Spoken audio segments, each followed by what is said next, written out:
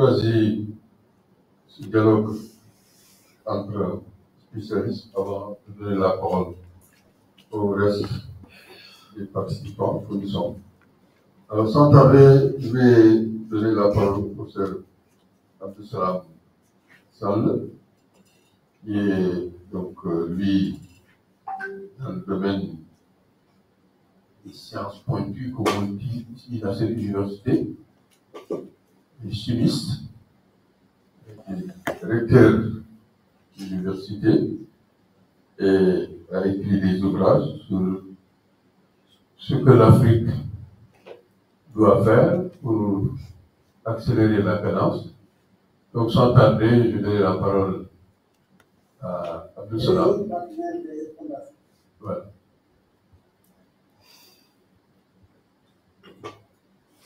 On a été très prudent, on a enregistré les éléments, parce qu'actuellement, comme on parle d'anticipation, on a préféré enregistrer les éléments pour pas arriver non seulement en Afrique, mais dans le monde actuellement. Donc, anticipons, et nous allons écouter.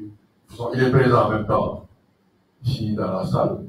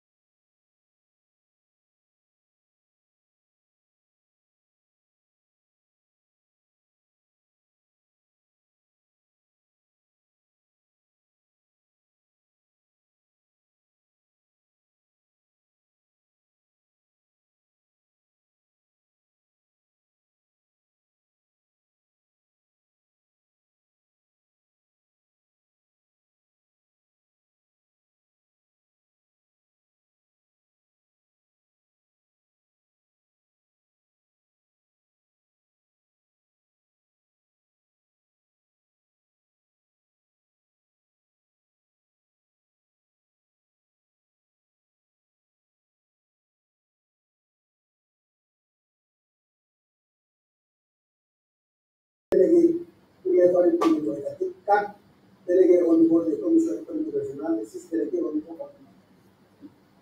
Alors, qu'est-ce qu'on peut retenir globalement? Nous sommes dans une compétition difficile, une compétition mondiale.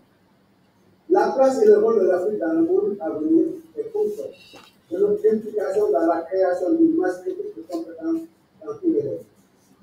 L'Afrique, afin d'accélérer la transition de l'Afrique vers une économie fondée sur la connaissance et impulsée par l'innovation, nos ressources humaines doivent avoir accès aux compétences dont nous avons.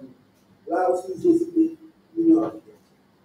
Dans les établissements d'enseignement supérieur, nous devons aider à révéler les talents de nos apprenants de tous les âges. L'engagement doit être soutenu par tous en dispositif de recherche et d'innovation. L'économie de l'Afrique doit être entre les mains des Africains. Certainement que nous aurons à promouvoir un autre monde fondé sur l'humain et un bien-être partagé par le plus grand nombre avec le tous. Nous aurons, comme le souhaite l'Union africaine, à bâtir, je cite, une Afrique prospère et pacifique, une Afrique conduite et dirigée par ses propres citoyens et représentant une force dynamique dans l'arène internationale. Nous vous proposons ce logo qui représente l'Afrique, mais qui capture avec les pyramides, mais qui absorbe un livre ouvert, c'est pour symboliser le retour de la science à l'Afrique de l'aujourd'hui. Merci, directeur. En tout cas, lors des discussions, Aram, qui est active dans les syndicats de l'enseignement supérieur et aussi dans les associations des femmes des universités, va pouvoir réagir et dire est-ce que ce plan est réalisable ou il n'est pas réalisable, qu'est-ce qu'il faut faire pour qu'il soit réalisable. En tout cas, c'est une bonne suggestion. Nous avons pensé terminer le test introductif par l'aménagement des territoires, les questions d'architecture. C'est bien de penser, mais où est-ce qu'on vit, comment vivre? Alors, Mbaké donc, va faire son introduction. Et Annie, tout à l'heure, donnera également un contrepoint. Donc, Mbaké, tu as la parole.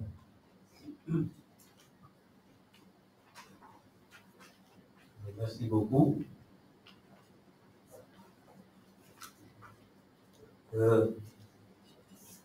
On va peut-être ma présentation, ça je vais essayer de commenter.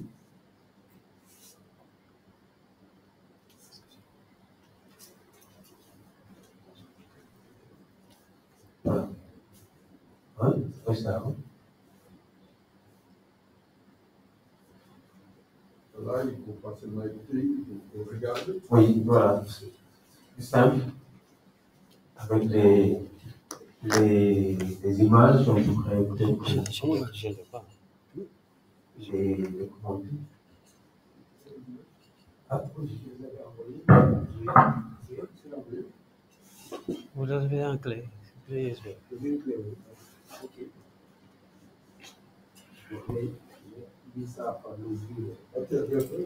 Et envoyer depuis une semaine. C'est bon. On va regarder ça ensemble.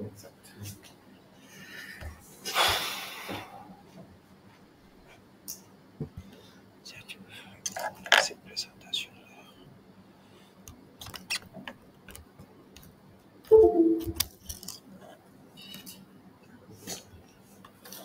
Puisque nous utilisons souvent les supports de la presse, la semaine dernière, j'ai été frappé par le nombre d'articles Voilà, voilà. la corniche de Dakar. Voilà. C'est ça. Okay, Voilà, ok. Super. Est-ce qu'on va continuer à vivre? Voilà. Voilà le type de problème. Voilà. Merci. Merci à tout le monde de m'inviter et à participer à cette échange sur les utopies. Alors, je ne savais pas que j'étais utopiste. En fait, il y a un de mes confrères qui m'avait dit une fois qu'il y avait un fonctionnaire international qui disait, mais Tony Bakignan, tous ces projets-là, il ne les verra pas de son vivant. Alors, puisque moi j'ai connu un peu l'histoire des sciences, je suis que l'invention et l'inventaire n'ont pas la même temporalité.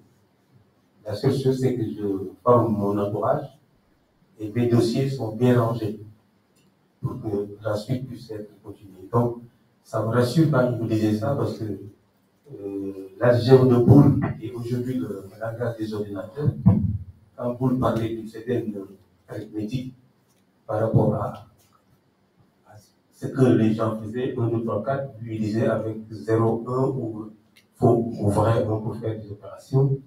Sans un siècle après, quand Claude Shannon, un informaticien mathématicien, il pensait qu'il pourrait transformer le vrai et faux en 0, 1 pour que le langage, que l'électricité puisse passer dans les machines, pour qu'ils puissent coder l'information. Vous voyez, il y avait un siècle, etc. Donc, les utopistes, c'est des gens qui ont un raisonnement, peu importe ce que l'humanité va en faire.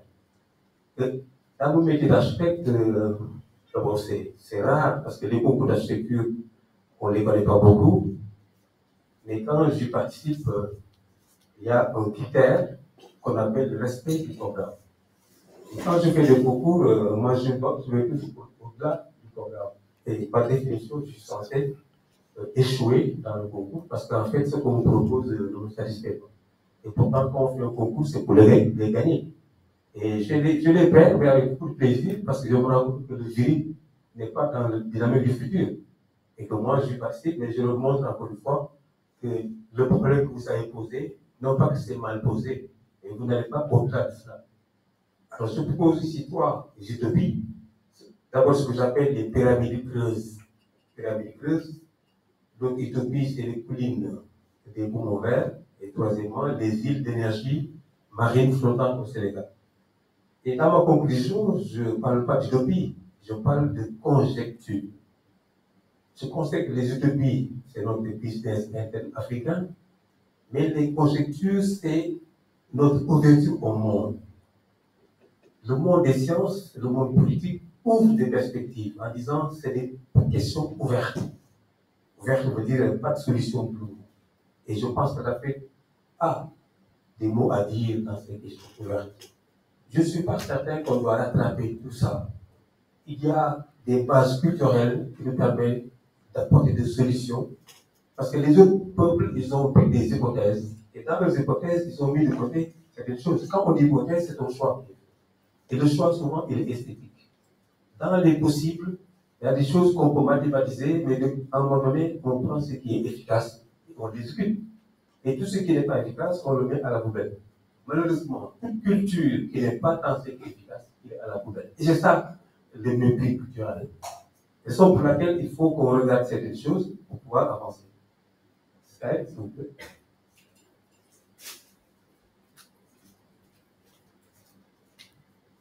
Alors, l'opportunité que nous avons aujourd'hui, je vous le verrai dans le sommaire,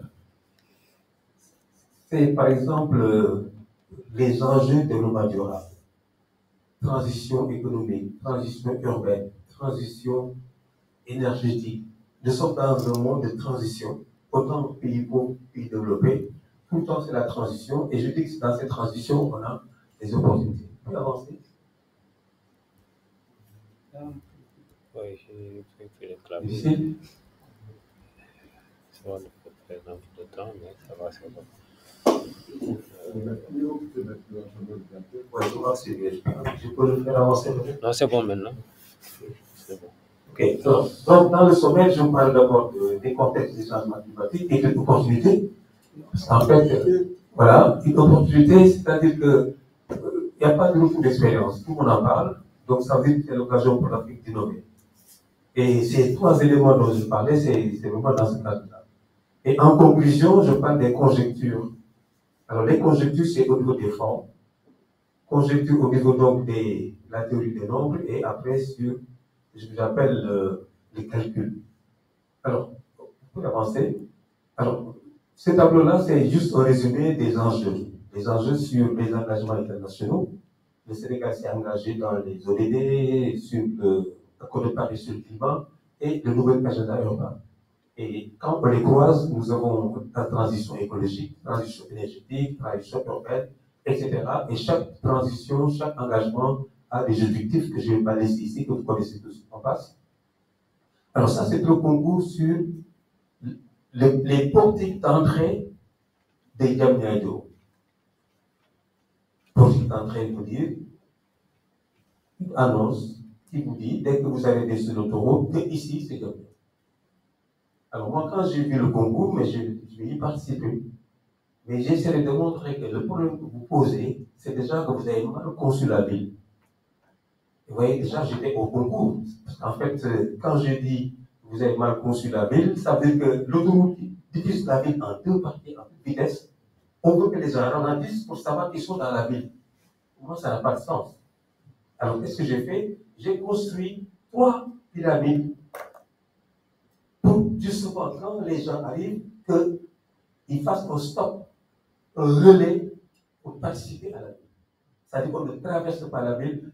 Dès qu'on arrive à l'entrée, on s'arrête, on se gare, on monte et on découvre d'abord la ville parce qu'on monte dessus et on a des activités, autant c'est des restaurants, autant c'est des salles d'exposition, c'est des salles de conférence, et des activités d'animation de la ville qui est à cheval sur le bout. C'est-à-dire que je freine les gens et je les aide à participer, à découvrir la ville avec des activités qui sont des activités d'accompagnement. C'est presque des coupures une couture de la ville qui est divisée en deux. Et quand on avance, là où se croise l'autoroute avec l'axe transversal, j'ai mis là-bas une super pyramide creuse dans laquelle j'ai mis le siège de l'agence, j'ai mis la préfecture, j'ai mis la mairie, j'ai mis toutes les fonctions qui n'existent pas encore dans la ville. Et à la sortie de la ville, c'est un autre relais, etc. Donc j'ai essayé d'animer cette autoroute-là à grande vitesse avec un frein, en ralentissant tout ce monde-là pour que cette autoroute-là ne divise plus la ville, que la ville puisse être cousue à travers la pyramide creuse. Et dans cette pyramide creuse, justement, ce n'est pas la pyramide du pharaon avec un pharaon à l'intérieur, mais c'est une pyramide sociale où il y a des activités de la ville pour qu'il n'y ait pas une façon de le traverser, mais une façon de s'arrêter. Vous voyez bien que j'étais déjà au concours, parce que je ne respectais pas le code. Donc ça, c'est une utopie, mais l'enjeu qui est derrière, d'abord, c'est de démontrer, si nous sommes les dépositaires de l'Égypte ancienne, qu'aujourd'hui, 4500 ans après, personne ne peut vous dire comment les pyramides ont été construites. J'en fais l'hypothèse de démontrer que nous sommes les dépositaires, non pas de singer une forme, mais c'est de montrer qu'on construit des pyramides autrement que la pierre superposée, autrement qu'avec des matériaux que nous avons aujourd'hui. Pour que le social, l'habitat, les bureaux, que les activités dans nos cieux puissent être dans des pyramides creuses. Et dans cette creuse-là, ce n'est pas des buildings verticales, mais c'est des éléments inclinés qui sont d'abord des supports d'énergie solaire, des jardins paysagers, une autre façon d'habiter l'espace, etc. Voilà un peu cette utopie des pyramides creuses que je suis en train de démontrer qu'en définitive, au-dessus de la voirie, au-dessus des routes avec des voitures électriques, on peut habiter au-dessus des voies de circulation. On n'est plus sur l'alignement, on est au-dessus des voies, etc. Vous voyez déjà ce changement de perspective, d'architecture, des systèmes constructifs, d'urbanisme et de paysages. D'un seul coup, on change tout dans notre façon de faire. Aujourd'hui, comme vous le savez, nos façons d'habiter ont atteint leurs limites. On n'a pas réformé la ville coloniale, mais pour la réformer, il faut changer de nouveau paradigme. Donc la pyramide creuse permet de changer la façon d'habiter, de consommer l'espace, de consommer l'énergie et de consommer les matériaux. On passe, s'il vous plaît. L'autre topic, c'est le concours sur l'aéroport Léopold Sédar Senghor qui a été, j'allais dire, remis en cause dans l'esprit de la nouvelle aéroport et que le terrain qui était là, il y avait des pétitions qui disaient qu'il fallait que ce soit un parc. Alors, il n'y a que 10 hectares qui ont été donnés pour le parc et un concours a été lancé sur le plan international. C'est du plat, vous le savez, à part les deux mamelles. Qu'est-ce que j'ai fait? J'ai reconstitué les deux mamelles là-bas en faisant ce que j'appelle un terrassement, non pas pour niveler, mais j'ai reconstruit deux collines. Et dans ces deux collines-là, tout autour, nous avons des placettes qui permettent aux gens d'aller vers l'air pur et de surmonter la ville. D'habitude, les parcs, on les domine, comme le Central Park de New York. Ici, c'est l'inverse. Ici, les parcs, pour moi, par définition, parc, c'est sur des collines, et que pour avoir de l'air, on monte sur le parc, on a des placettes, on est libre, et au-dessus des parcs, au sommet, nous avons là-bas des plans d'eau, autant que c'est des piscines, autant que c'est des châteaux d'eau enterrés, parce que les châteaux d'eau enterrés vont avoir des cascades d'eau qui vont régénérer et qui vont créer des microclimats, etc. Vous voyez, donc ce n'est plus le jardin qu'on domine, là c'est le jardin qui domine la ville. Voilà un peu là aussi, j'appelle les deux poumons verts, un bouquet de fleurs, qui fait qu'en fait, la ville rentre dans le parc, mais le parc est surélevé, etc. Voilà un peu l'utopie que j'ai fait. Vous dites le concours, mais je suis passé à côté de la plaque, puisque moi je ne savais pas vraiment, ce n'est pas ça qu'on m'a demandé, mais il était question de montrer que, par définition, les espaces verts ne sont pas des éléments d'ornemental qui suivent la voirie, mais ils ont leur propre vie qui permet, qui s'impose dans la ville et que les gens puissent y aller et en se régénérant, etc. Voilà un peu la vocation de ces soupirs-là, des deux collines, et je pense que ça peut se vulgariser pour être une approche de l'espace vert. S'il vous plaît. L'autre utopie, c'est les îles d'énergie marine.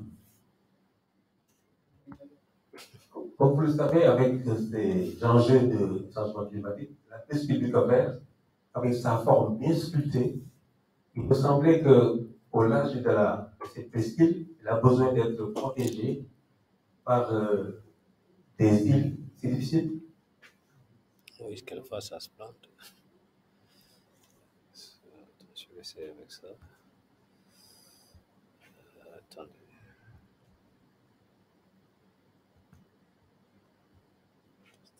Je commence.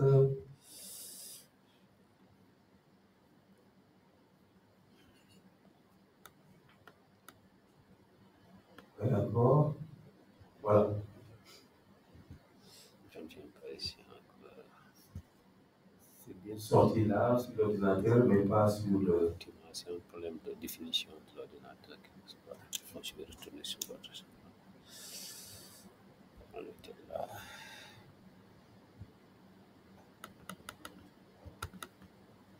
Bon. L'image des îles flottantes. Exact. Voilà. Comme au Japon. Voilà.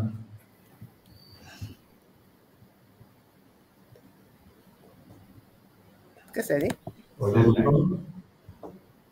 Ok, voilà. Alors, les îles d'énergie, c'est quoi? J'ai travaillé avec des collègues architectes français et britanniques, bon, depuis 2009. En fait, eux, ils avaient pensé qu'on pouvait faire des îles flottantes.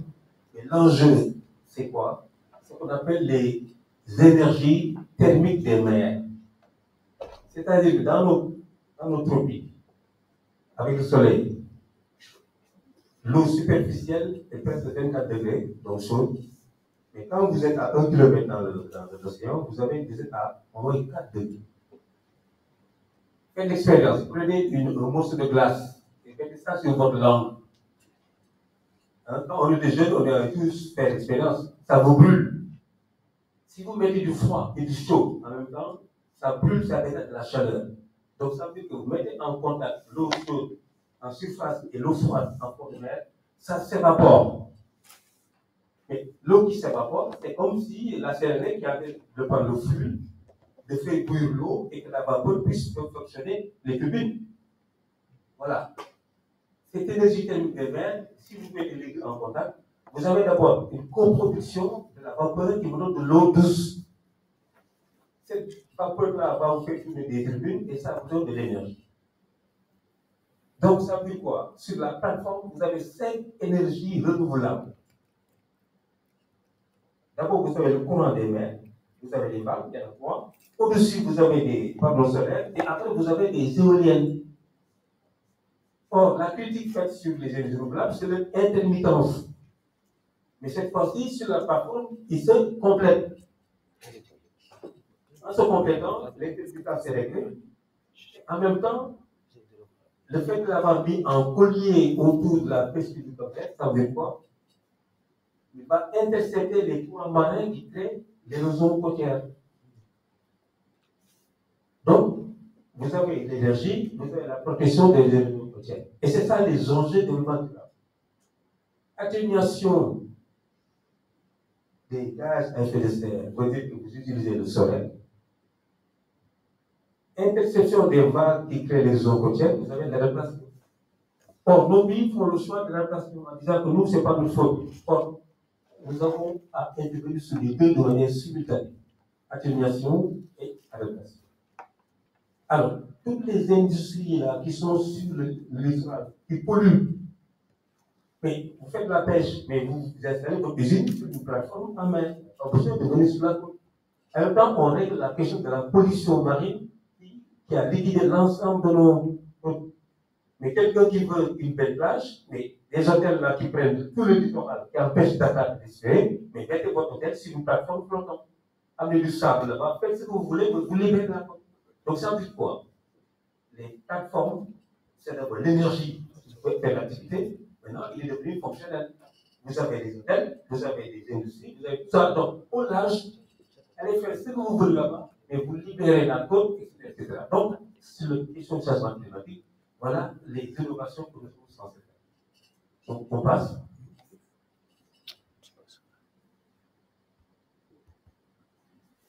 On va faire la même chose. Difficile. Alors, maintenant, je vais dans les conjectures. Allez voir tous les physiciens, les chimistes, parlent sur le contrôle directeur. On vous dit, quand vous avez une figure géométrique de 5 côtés, je ne dis pas le nom technique, c'est compliqué, pentagone, vous ne pouvez pas faire un carrelage comme ici. Ici, le carrelage, ça fait 4 côtés. Mais quand ça fait 5 côtés, vous ne pouvez pas paver de manière régulière cet espace. Mathématiquement prouvé. Mais depuis lors, il y a 2 prix Nobel qui sont sortis. 2 prix Nobel qui sont sortis pour démontrer que c'est possible. Et ils l'ont même trouvé au niveau des matériaux. On appelle les quasi-cristaux.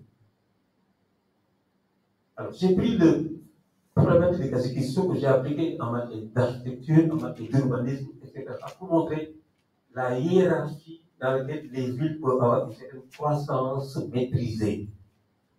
Qu'on n'ait plus cette banlieue désordonnée, cette centre-ville congestionnée, et que la ville ne marche pas et que vous balancez des BRT. C'est parce que c'est une question d'urbanisme, une question de géométrie, une question mathématique. Si vous le négligez, ça ne marchera pas. Vous faites des ponts où tu veux, on passe en dessous, au-dessus, peu importe. C'est des questions de géométrie et j'ai en fait la démonstration. Mais là, c'est à 2 dimensions. 3e dimension, c'est dans l'espace. Et ça, c'est des questions ouvertes.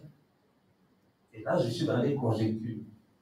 Or, dans l'espace, on ne parle plus d'électronique dans les ordinateurs. On parle de spintronique. C'est-à-dire que l'électricité, ce n'est plus le problème, c'est le magnétisme. Or, en 3 dimensions, vous avez ce matériau qui est extraordinaire. Le fer, quand vous le chauffez, ça à fond. Et les réacteurs ont besoin de quelque chose de solide pour fonctionner parce que ça va à des températures extrêmes. Voilà le matériau, quand ça chauffe, il se réorganise. Ils ne fond pas, il se réorganise. Ce matériau-là, il a des cavités. Vous pouvez stocker de l'hydrogène.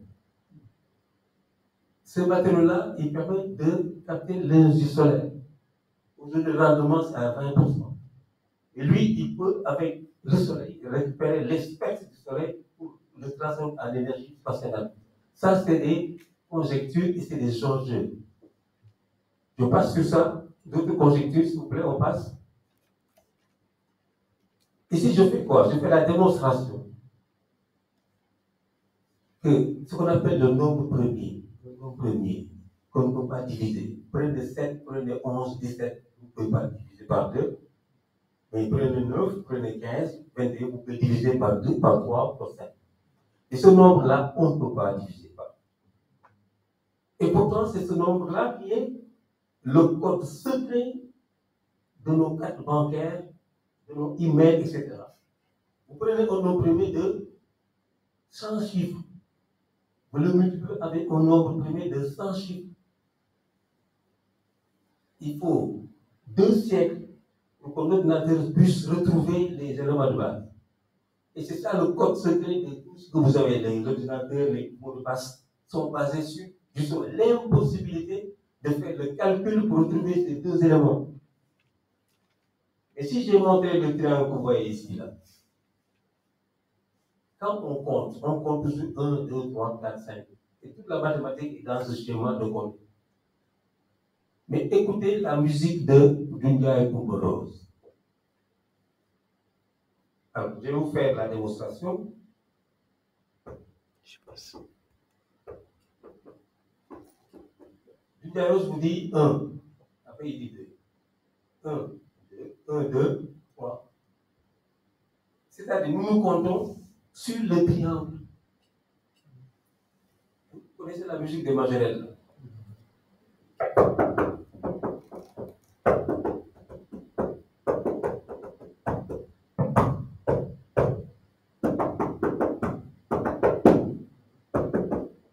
Et 3, 5. 3, 5. 3, 5, après fait 1, 2, 3, après fait 6, 4. Regardez le triangle que je vous ai montré. Nous fonctionnons sur ce schéma triangulaire. C'est comme ça que nous comptons. C'est comme ça qu'on représente le nombre. Mais si c'est pas une façon-là de représenter le nombre, c'est une façon de calculer. Cette façon de calculer, ce qui compte 1, 2, 3, 4, 5, ne peut pas calculer comme nous ne calculons pas comme nous. Donc c'est de cette façon-là de représenter le nombre. C'est de cette façon-là que nous sommes dans des dispositions d'apporter une contribution dans les conjectures des questions ouvertes au niveau des calculs et de la logique. Donc les bases culturelles, il faut bien les réécouter, se rendre compte qu'on ne compte pas comme ça. Et ce n'est pas d'aller compter comme les autres, c'est de compter comme ça. Et c'est comme ça que si on comprend les conjectures du monde d'aujourd'hui, c'est ces questions scientifiques-là qui sont donc, c'est ça qu'il faut qu'on y attrape. Voilà, je vous remercie pour votre temps. Merci Mbappé.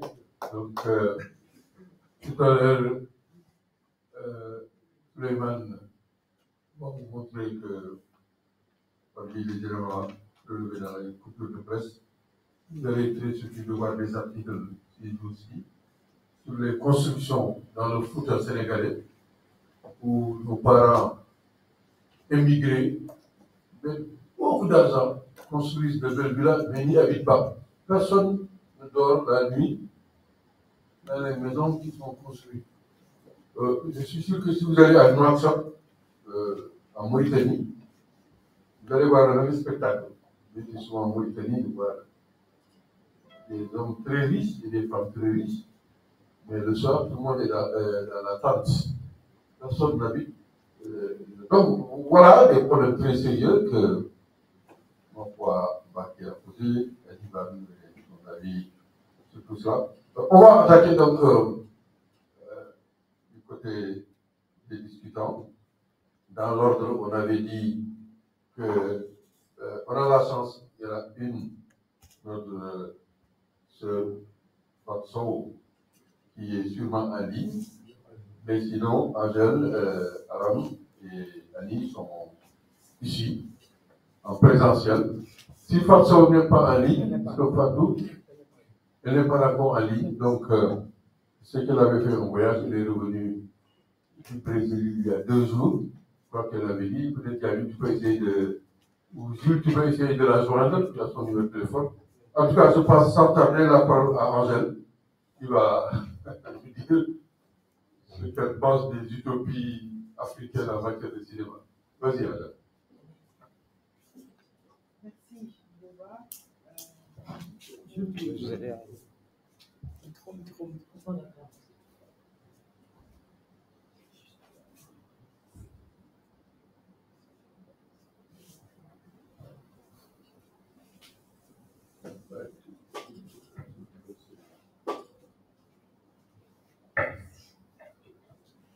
Merci à tout le monde. Merci Bouba pour l'invitation. Je suis très honorée d'être ici parmi mes pairs que j'ai beaucoup écouté et que je dois écouter et pas parler. Mais voilà, je vais apporter une modeste contribution par rapport aux utopies. Si on parle du côté de l'art, Baba Diop a déjà fait un exposé et parlé de je ne sais pas pourquoi je dis toujours le roi Kazakh, j'oublie toujours Black Panther. J'ai regardé le 1 et le 2.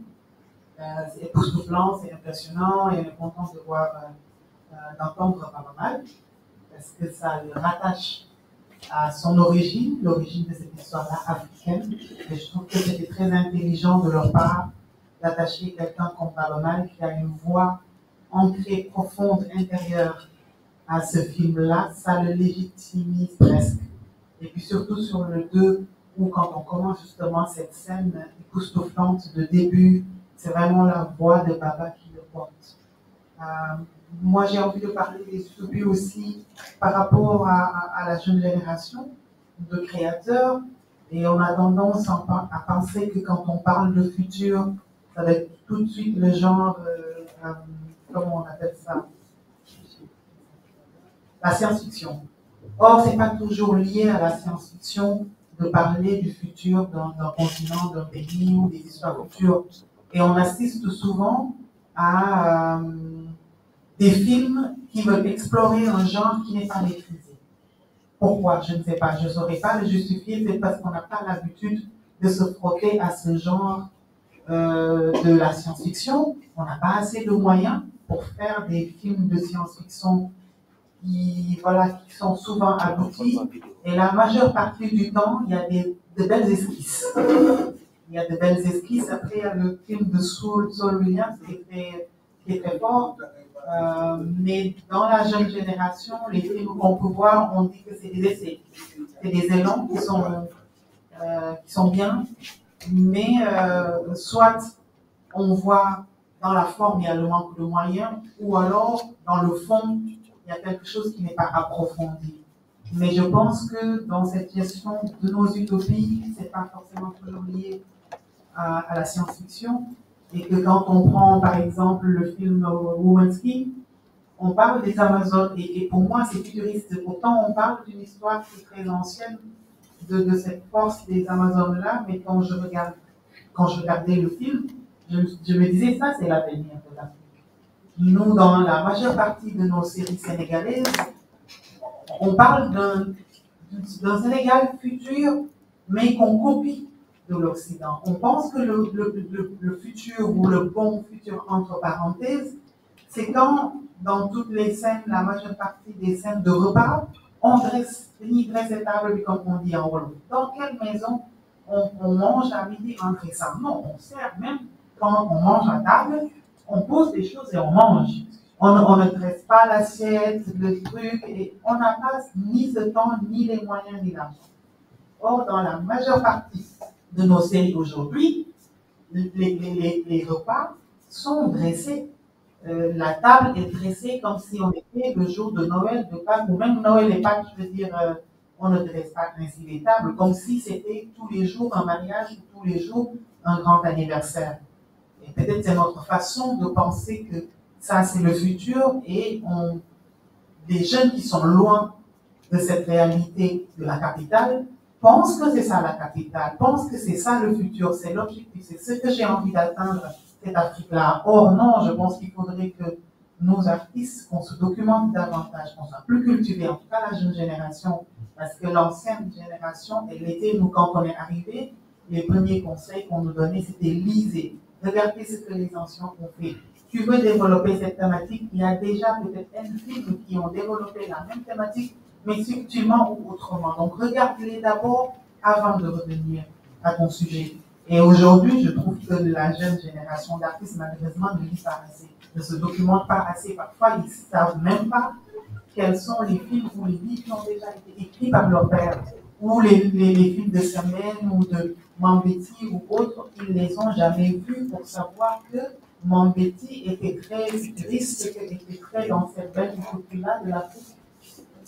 Et que dans même certains films qu'on appellerait des films calvas, il y a de l'utopie, il y a une façon de présenter une Afrique forte, futuriste, et qui pourrait être aujourd'hui un exemple où on peut aller puiser pour construire notre Afrique future.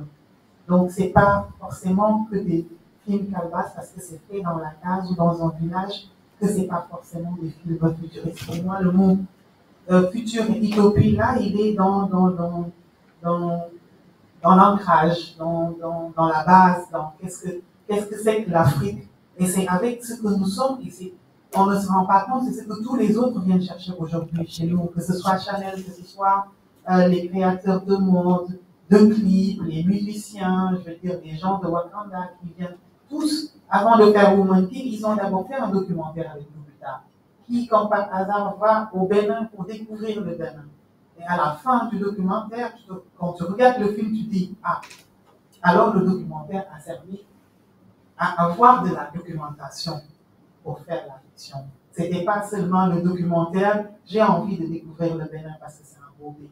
Non, je viens et vous me dites tout ce que vous savez sur ces Amazones-là. Et vous me donnez tout parce que je suis quelqu'un de connu. Et avec ce tout-là, on va et on revient pour votre histoire. C'est pour ça que je dis, pour moi, cette utopie-là, on doit d'abord aller chercher ce que nous avions de meilleur dans nos cultures, dans notre façon d'être, dans nos règles socioculturelles. Et c'est là où on pourra puiser quelque chose de fort et de beau pour construire une Afrique du futur. Sinon, les autres viendront prendre et on sera encore spectateurs de tout ce qui va se passer dans le futur avec l'Afrique. On sera toujours spectateurs si on n'avait pas attention. Voilà un peu ma réflexion. Voilà, merci. Vous allez poser des questions d'esthétique, le problème du public, des cibles, le problème des générations, bon, les questions de mimétisme, d'aliénation, de libération, bref. Tout à l'heure, je crois que dans le débat, on va y aller. Sans tarder, je vais donner la parole à Aram. Aram. Merci, professeur Boubou, cher SG, de m'avoir donné la parole. Et bonjour à tout le monde. C'est un vrai plaisir ce soir de vivre cette aventure, je devrais dire. Parce que ça me fait rêver vraiment. Ce que j'ai pu entendre ici m'a donné une sensation de plaisir, des perspectives de plaisir, donc du bonheur. Donc je m'en vais tout de suite essayer de discuter le texte du professeur Salam Fall, recteur et ancien SG du CES. Donc, sur une question qu'il maîtrise énormément, l'enseignement supérieur. Et peut-être je vais discuter point par point avant de faire la conclusion à laquelle j'ai abouti après avoir discuté les points que j'ai retenus de son texte. Je signale que je n'avais pas le texte auparavant, mais grosso modo, j'ai pu comprendre le projet futuriste que notre cher a voulu nous décrire et qui est vraiment sublime. Donc, un projet qui va s'appesantir sur ce qu'on appelle les fondations africaines pour la recherche et l'innovation. Donc, fondation africaine qui va avoir des niveaux de gouvernance, que je vais discuter un peu d'autres, mais surtout qui va se fonder sur un découpage qui existe déjà, et qui est déjà fait par le traité d'Abidjan en 1981, des 5 zones économiques de l'Afrique. Donc, qui ont créé les 5 organisations sous-régionales économiques que connaît l'Afrique aujourd'hui. Et la zone ouest africaine est la nôtre, vous savez bien, qui a élu la CEDEAO comme organisation représentative. Parce que dans cette sous-région, on a une palette d'organisations sous-régionales, mais on élit une organisation qui va être représentative pour porter le développement économique de la sous-région. Alors, la création d'universités, je m'en vais discuter ce point-là. 200 universités à raison de 50 pour les 5 ans. Donc, pour porter la recherche, donc les universités de recherche qui vont avoir un rang mondial. Donc, sur l'ensemble du continent africain, bien sûr. Et il a souligné le problème du financement de la recherche, qui pose un peu problème au niveau de l'Afrique. L'Afrique ne finance pas la recherche. Donc, souvent, la recherche, le financement de la recherche vient de l'extérieur. Donc, ce sont des organisations, des universités, des philanthropes qui viennent vers l'Afrique pour l'aider à financer sa recherche. Et comme on dit en Wolof, c'est quand on finance la recherche, ce n'est pas pour nos beaux yeux. C'est pour avoir des réponses à des problématiques que eux, ils se posent chez eux. Donc ça, déjà, ça laisse prévoir les problèmes d'orientation que la recherche doit avoir. Et puis, est-ce qu'on ne peut pas, moi je trouve qu'on peut avoir une large part de financement au niveau de l'Afrique.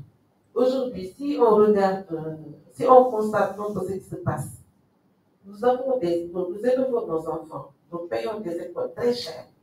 Je vous assure qu'ils ont un meilleur niveau que leurs camarades bacheliers ailleurs. Et ces enfants, après avoir eu la mention à bien, très bien, etc., mais on finance encore beaucoup de millions à coup. Les gens achètent, vendent leur maison des fois. On fait des prêts juste pour que leur enfant puisse aller au Canada et y étudier. Et au finish, ils ne reviennent plus. C'est du gâchis. Déjà, il y a une perte énorme d'argent, mais il y a aussi une fuite de cerveau. Parce que ce sont des jeunes gens très, très intelligents qui pouvaient rester et financer et contribuer au développement du continent.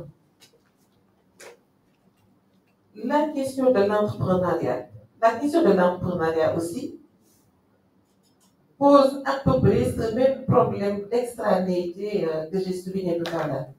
Les entreprises qui se créent en Afrique, souvent, ce sont des délocalisations en fait. Ce ne sont pas des gens qui viennent, qui cherchent à savoir de quoi nous avons besoin, quels sont nos savoir-faire sur la question, et essayer de porter notre propre développement.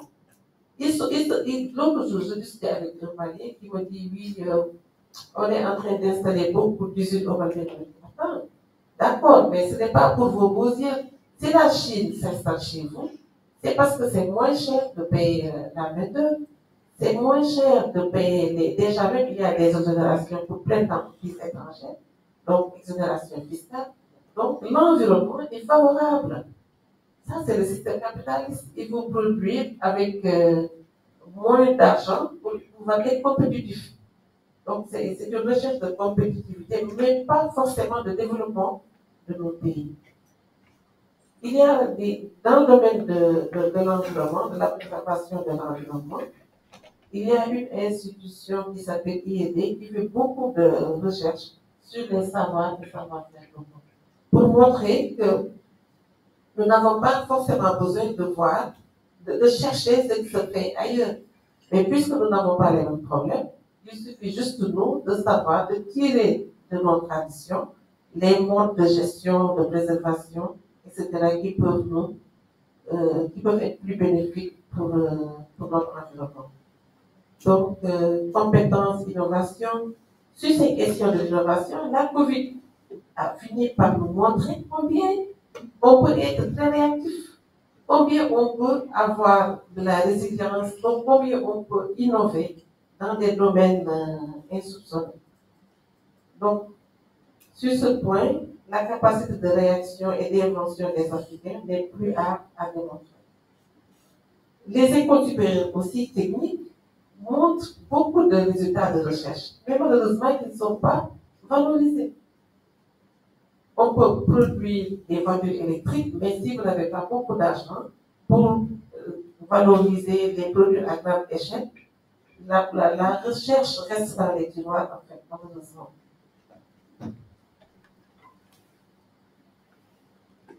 Et cette recherche dont je parle est faite par qui? Par les moins brillants. Parce que les plus brillants, la plupart de la crème de ces bacheliers-là et des gens expatriés. Et malgré tout cela, nous avons de brillantes recherches au niveau de ces écoles-là. La pluridisciplinarité, on essaie un tout petit peu avec certaines écoles doctorales et certains masters, mais c'est encore à un stade très embryonnaire. Alors que depuis bien avant les années 2000, moi j'ai participé à des équipes de recherche pluridisciplinaires. Et c'est une approche tellement plus pragmatique qui donne des résultats beaucoup plus visibles et facilement réalisables. Bon, la bonne gouvernance. Pour ce qui est de la gouvernance, le recteur Sall nous a parlé de la reddition des comptes. Oui, c'est très très bien. Mais moi, je vais ajouter aussi l'allègement de l'administration.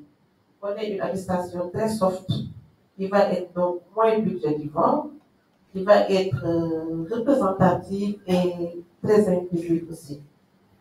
Les 3 niveaux de gouvernance aussi me paraissent extrêmement pratiques. Donc, les fondations vont être représentées au niveau des États, au niveau de la sous-région, donc des organisations sous-régionales, et au niveau continental, avec peut-être bien le Mayenne qui est en train de diversifier ses zones d'intervention, donc de créer chaque jour de nouvelles pistes de recherche pour le développement de l'Afrique. Et là, la production normative m'intéresse en tant que juriste, parce que ce qui se passe en ce moment dans nos États, c'est quoi? C'est qu'au niveau des États, on ne fait plus beaucoup d'efforts pour savoir ce que nous voulons. À la limite, nous sommes là à consommer des normes qui sont produites au niveau des organisations économiques. Je ne dis pas que c'est mauvais, mais pour la plupart, ce sont des normes qui vont juste aider les grandes entreprises, mais pas les petites. Donc les petites entreprises, de façon générale, ne sont pas prises en compte dans tout ce qui a été créé à partir de cette harmonisation du droit des affaires. Et les victimes aussi ne sont pas plus indemnisées qu'avant, avec le code civil et autres outils de protection des victimes. Donc, au niveau continental, on a la création de la zone de libre-échange, aussi la ZLECA, qui a été prise d'assaut par les femmes. Les femmes sont déjà installées en termes d'organisation pour voir ce qu'elles peuvent tirer comme bénéfice sur cette zone de libre-échange. Bon. Maintenant, l'impact positif de cette zone de libre-échange, pour moi, est discutable. Pour la bonne et simple raison que on se rappelle que le Maroc voulait intégrer la CEDEAO. Après avoir été déboulé par l'Union africaine, le Maroc est venu frapper à la porte de la CEDEAO pour dire qu'elle était intéressée. Et j'ai fait partie, avec le professeur Malingaï, des organisations patronales comme la CNES, le Mansour, etc. On a formé une équipe pour lutter contre cette demande qui était farfelue. Et en réaction à tout cela, on a créé la zone de libre-échange. Mais qui sont ces entreprises qui sont installées en Afrique? Ce ne sont pas des entreprises africaines. Donc c'est une zone fictive, c'est sûr que les impacts ne peuvent pas être réellement des impacts de développement de l'Afrique. Donc il y a des choses à rediscuter dans cette zone de libre-échange. Maintenant, en conclusion, sinon je vais regarder la parole. En conclusion, je pense que c'est faisable, ce projet. En tout cas, largement faisable, au moins à 60-70%. Pour toutes ces raisons que je viens d'expliquer.